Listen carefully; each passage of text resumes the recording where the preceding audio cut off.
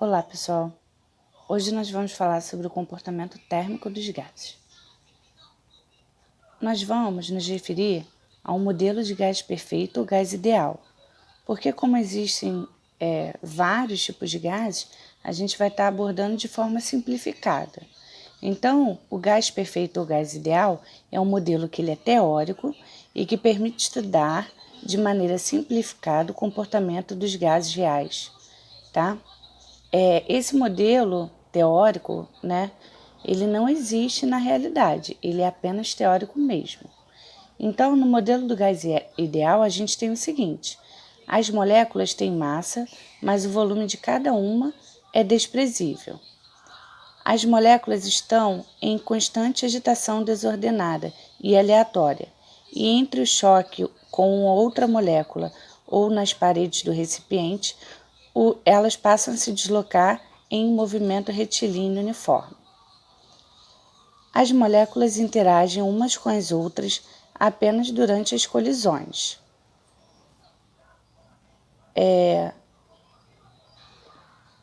Todas as colisões entre as moléculas ou as paredes do recipiente são perfeitamente elásticas e têm duração desprezível. O volume total das moléculas é desprezível se comparado ao volume do recipiente. Então, quando a gente se referir ao volume do gás, na verdade, não é o volume das moléculas, e sim o volume do recipiente aonde esse gás está contido. Tranquilo até aí, pessoal? Bom, o que eu posso dizer também é que a altas temperaturas e baixas pressões, os gases reais, tá?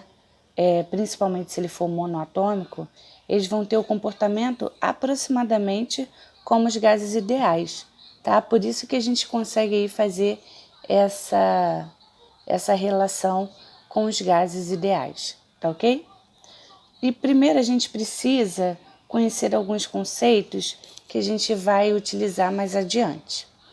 Então vamos para a lei de Avogadro. Volta e meia eu erro na hora de falar esse nome. Bom, a lei de Avogadro é um físico italiano, tá, com esse sobrenome, que enunciou uma hipótese que é conhecida como a lei de Avogadro, que diz o seguinte: iguais volumes de quaisquer gases encerram o mesmo número de moléculas, quando medidos nas mesmas condições de temperatura e pressão. Bom, aí essa lei ela foi confirmada com um experimento que conseguiu verificar a seguinte situação: que 1 mol de qualquer gás, numa temperatura de 0 graus, a pressão de 1 atm, gerava um volume de 22,4. Então, existe aí uma relação entre volume, o número de mols, temperatura e pressão, que a gente vai ver um pouquinho mais para frente. Mas não precisem se ater a essa relação que eu falei, né, do volume que ele deu, porque foi um experimento que apenas provou a lei de Avogadro. Bom, agora nós vamos falar sobre o número de Avogadro. Ele diz o seguinte: a quantidade de matéria equivalente a 1 mol de um gás é um conjunto constituído por 6,02 vezes 10 a 23 moléculas desse gás. O número de Avogadro ele é representado por N0, tá? Então fica da seguinte forma: N0 é igual a 6,02 vezes 10 a 23 moléculas, tá ok? E o número de mols, tá? O número de mols N,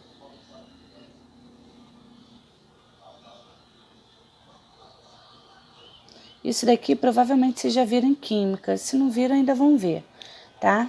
O número de mols, que é representado pela letra N, ele possui a seguinte relação, tá? Ele é um quociente ou da massa do gás pela sua massa molar, tá?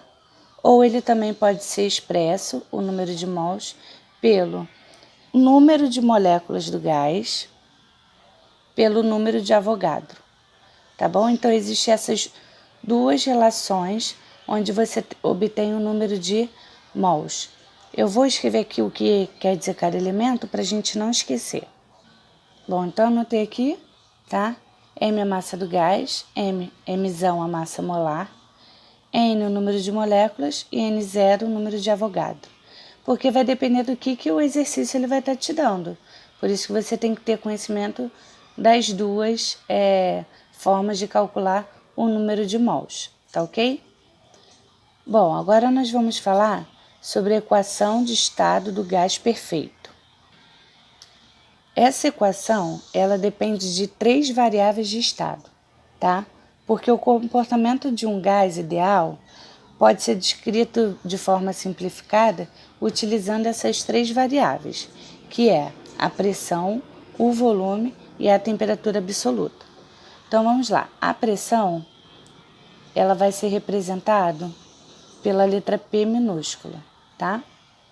E ela está associada ao choque das moléculas com a parede do recipiente em que o gás está contido. Então, realmente é a pressão que o gás vai estar exercendo. Se a gente pensar, por exemplo, num recipiente onde eu posso ir, tipo uma seringa, né? Melhor exemplo, eu pego uma seringa, eu tapo a parte de cima da seringa e eu começo a diminuir o êmbolo, começo a fazer pressão no êmbolo. Vai chegar um momento onde essa pressão sobre o gás que está lá dentro, né, sobre o ar que está lá dentro, ela vai ser máxima e eu não vou mais conseguir comprimir, tá ok? Então, isso é a pressão que está sendo feita dentro do recipiente.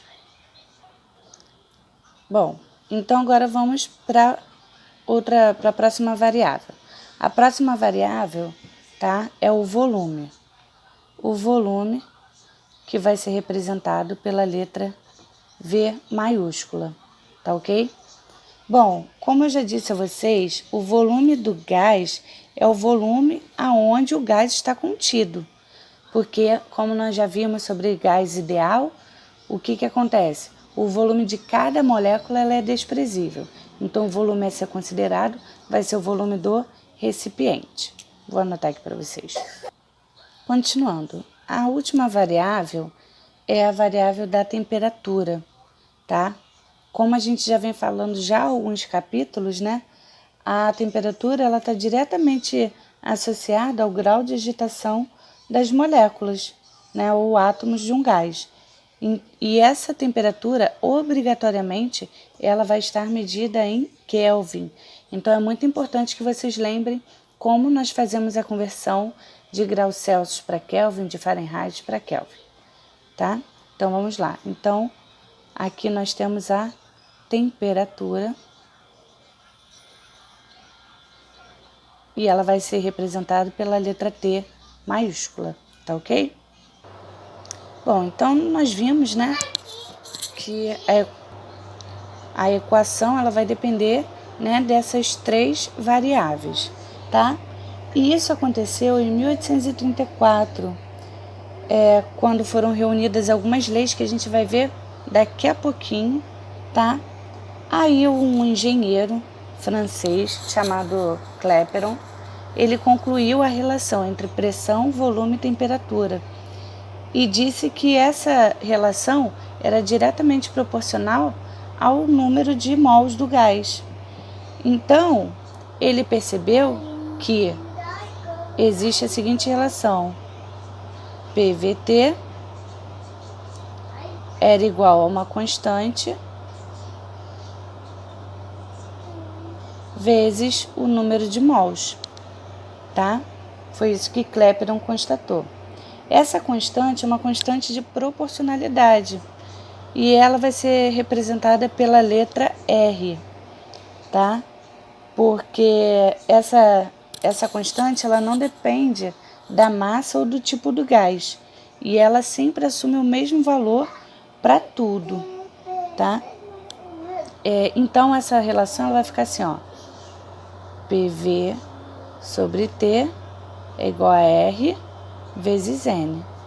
Então, a gente vai escrever PV igual a N, R, peguei o T e vou passar multiplicando. Então, essa daqui é a equação de Clapeyron.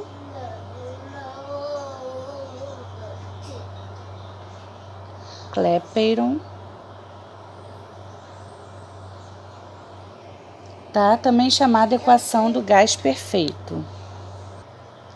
Onde nessa equação, P, como nós já vimos, é a pressão,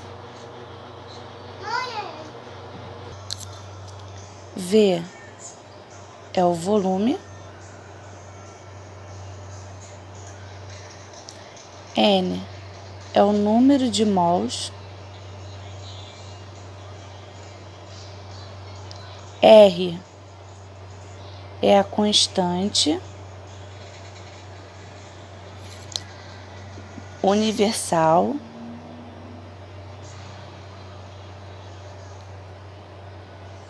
dos gases perfeitos.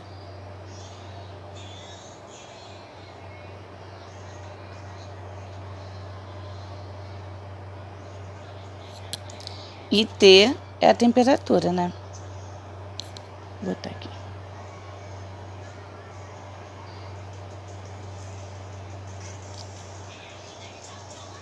Tá ok? Bom, se R é uma constante é porque o valor dela é fixo, né? Como eu já disse a vocês. Então, o valor de R, ele pode ser escrito de duas formas. Ou sendo ATM vezes litro, ou pode ser medido em joule. Depende do que você trabalhou aqui na pressão e no volume, tá ok? Mais para frente vocês vão observar que a gente vai estar sempre usando ATM vezes litro, e quando a gente for para outra parte da matéria, aí sim nós vamos utilizar a constante R como sendo joule, tá ok? Na verdade não é só joule não, tá? Vou mostrar aqui para vocês. Então R é igual a 0,82 ATM vezes litro por mol vezes Kelvin, tá? Ou ela vai ser 8,31 joule por mol vezes Kelvin. Isso daqui ocorre porque quando tiver esse valor aqui, é porque ela está sendo utilizada no SI. SI é aquele sistema internacional de medidas, tá ok? Então, tenham bastante atenção, tá ok? Em qual constante você vai estar utilizando. Se você usar de cima, logicamente, sua pressão vai estar em ATM e seu volume vai estar em litro, tá ok? Bom, então vamos agora para a Lei Geral dos Gases Perfeitos, que é o que a gente vai mais utilizar e que também é muito importante para os concursos, tá? Então vamos ter bastante atenção aí. Porque, na verdade, até os casos particulares, né, das transformações gasosas que eu vou falar a seguir, ela parte desse princípio aqui da Lei Geral dos Gases Perfeitos. Então vamos ter atenção. É bem simples, tá? A gente já viu que existe uma relação entre pressão, volume e temperatura, por uma certa quantidade de mols, né, e uma dada constante, tá? Que é a constante universal dos gases. Bom, agora você imagina que eu tenho o seguinte recipiente. Eu tenho esse recipiente aqui, tá? No estado inicial. Então, eu tenho P1, né? Ele está uma certa pressão, ele tem um certo volume, está uma certa temperatura. Aí eu peguei esse êmbolo aqui, que é essa partezinha de cima, e aperto ele. Aí ele passa para esse estado 2. Então, eu variei a pressão dele, né? Variei o volume e, consequentemente, né? Eu acabo agitando mais a molécula e acabo variando a temperatura dele, tá? Então, qual que é a relação que eu passo a ter entre o estado 1 e o estado 2? Bom, se nós temos que PV é igual a nRT, né? E nR acaba sendo uma constante, porque ali eu não troquei a quantidade de número de mols, né? Eu mostrei para vocês que N1 é igual a N2, então quer dizer que PVT é igual a NR. Então vamos lá, pessoal. Então, se isso daqui não vai alterar do estado 1 para o estado 2, né? E eu tenho isso daqui, ó, P1, V1, T1. Vou ter o quê? P2, V2, T2 igual a N vezes R. Como N1 igual a N2, né? Tanto é que eu nem troquei os N's aqui. Eu não posso escrever aqui P1 V1 sobre T1 é igual a P2 V2 sobre T2, tá? E eu gosto de brincar que eu vou ter PVT igual a PO-VOTO. Ou seja, a pressão, volume e temperatura final é igual à pressão inicial, volume inicial sobre a temperatura inicial. Essa é a sua Lei Geral dos Gases Perfeitos. Tá ok? Vamos escrever aqui, ó. Lei Geral dos Gases Perfeitos. Tá? Então aqui a gente continua, né, percebendo a relação entre pressão, volume e temperatura. Tá ok? Bom, agora nós vamos falar sobre transformações gasosas particulares. Como eu disse a vocês, tudo vai partir da Lei Geral dos Gases Perfeitos, tá? A Lei de Boyle-Mariotte, ela diz com relação à temperatura, tá? Ela trata o caso quando a temperatura ela é constante. Quando o gás ele se mantém uma temperatura constante, ou seja, você apenas alterou a pressão e o volume desse gás, tá? Nós dizemos que ocorreu uma transformação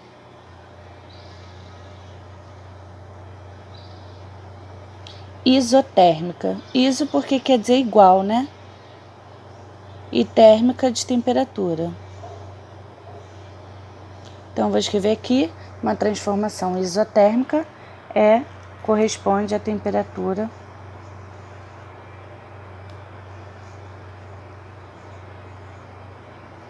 constante. Agora, vamos pensar no seguinte, a gente não tem lá o PVT PO-VOTO? Ó, PVT PO-VOTO.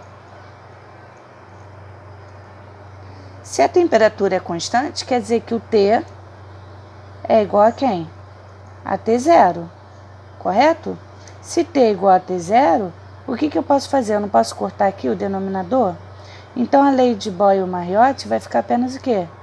PV PO-VO.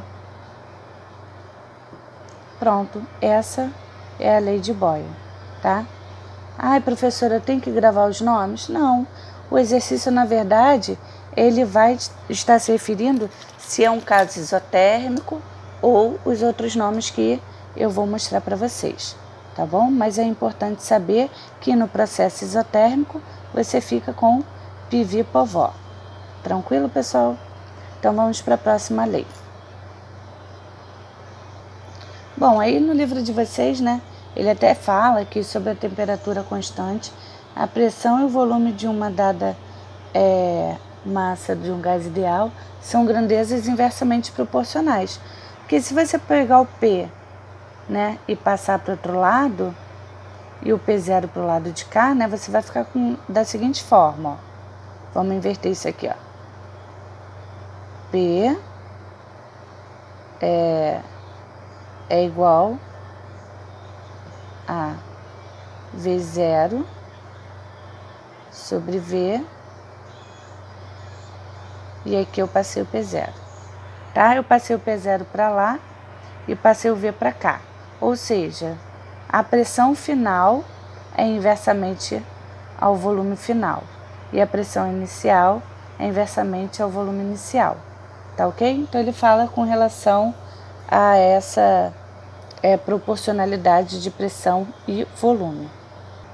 Agora vamos falar sobre a lei de Charles. Faltou um S aqui. A lei de Charles. A lei de Charles, ela se refere sobre uma transformação isobárica, tá? Deixa eu anotar aqui, transformação. Então é muito importante que vocês gravem esses nomes, tá ok?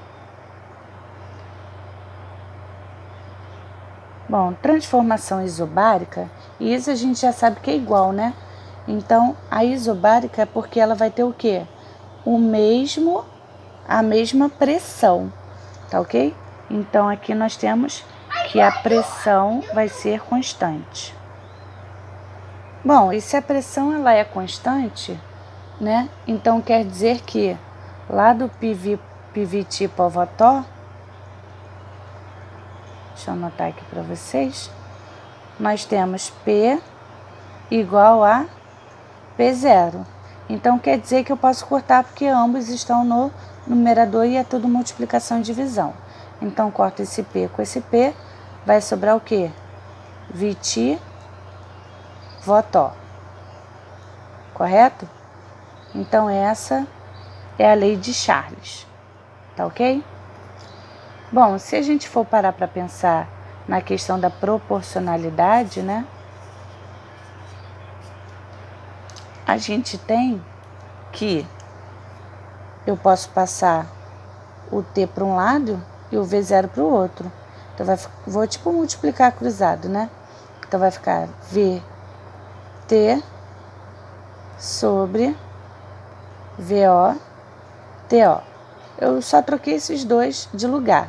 Então, quer dizer que o volume ele vai ser diretamente proporcional à temperatura, tanto no final quanto no início.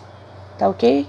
Por isso que o livro de vocês diz o seguinte: sob pressão constante, volume e a temperatura absoluta de um gás, de uma massa de um gás ideal, são grandezas diretamente proporcionais.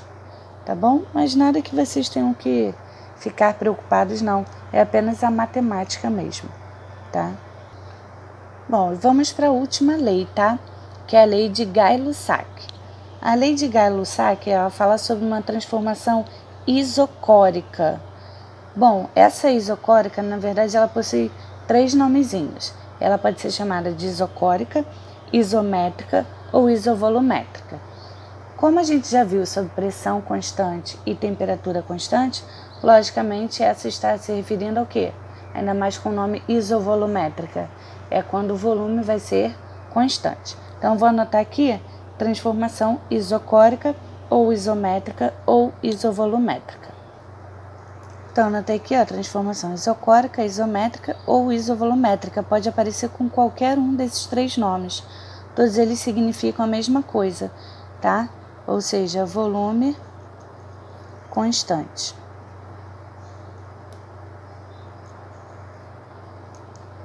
Tá ok?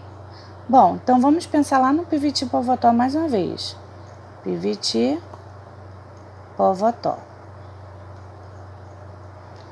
Bom, se o volume é constante, é porque o V é igual a V0. Então, quer dizer que eu posso cortar ele, né? O que sobra?